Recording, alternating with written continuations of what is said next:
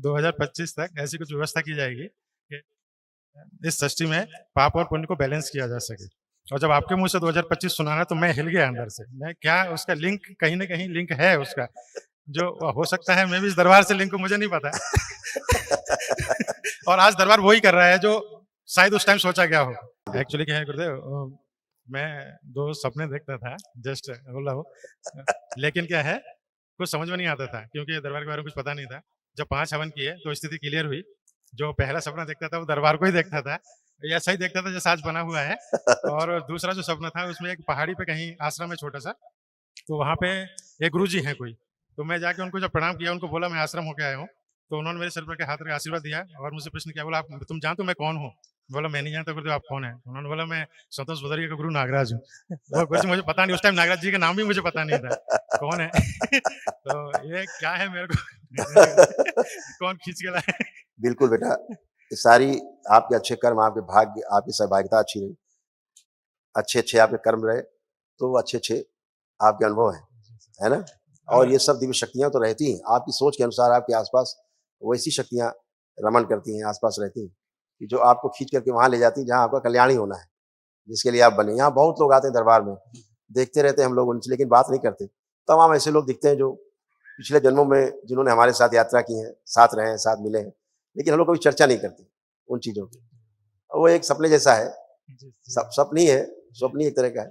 तमाम चीज़ें देखते हैं जो दिखती हैं तमाम, तो ठीक है उसको मान करके कि ये क्रम है।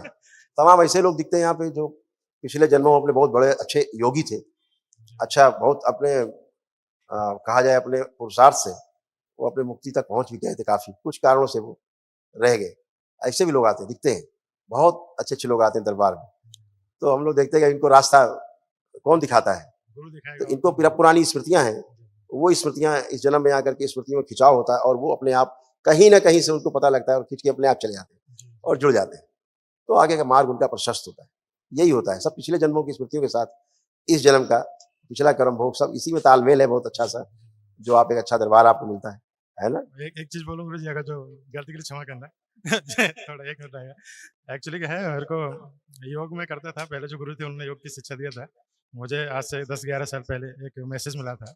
वो पूरा नहीं बताऊँगा, छोटा-सा ही है, आप हाँ, समझ जाइए। हाँ, हाँ। तो उसमें मुझे मैसेज मिला था कि 2025 तक ऐसी कुछ व्यवस्था की जाएगी कि इस सृष्टि में पाप और पुण्य को बैलेंस किया जा सके। और जब आपके मुँह से 2025 सुना ना तो मैं हिल गया अंदर से। मैं क्या उसका लिंक कहीं न कहीं लिंक है उसका, जो हो सकता है मैं भी इस दरबार से लिंक हूँ, मुझे नहीं पता। और आज दरबार वही कर रहा है जो शायद उस टाइम सोचा गया हो।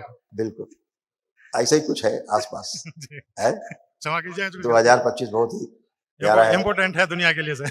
हाँ, बहुत अच्छा है दरबार, कुछ उसी कार्य के लिए बना है। ये रोग कष्ट तो एक बहुत छोटा-सा पार्ट है दरबार का। पार्ट है उसका, क्योंकि ये भी रोग मुक्त होना, शोक मुक्त होना आवश्यक है, जी, तभी आप कहीं बढ़ सकते हैं। ये रहेगा, अगर रोग रहेगा, कष्ट रहेगा, आप ध्यान साधना कोई साधना आप नहीं कर सकते, जी, क्योंकि मन तो उसी में लगा रहेगा। घर के लोग पीड़ा में हैं, स्वयं पीड़ा में हैं, जी, तो फिर नहीं हो सकता है। तो इसलिए ये दरबार ने जो प्रक्रिया शुरू की कि अपने परिवार में रह कर के ही हम जी। अपने को हम आगे ले जाएँगे। अपना परिवार है जो भौतिकता है, उसको भी देखेंगे, निर्लिप्त रहते हुए भी लिप्त रहेंगे उसमें और अपने को भी उससे आगे ले जाएँगे, अपने परिवार को भी आगे ले जाएँगे। जी।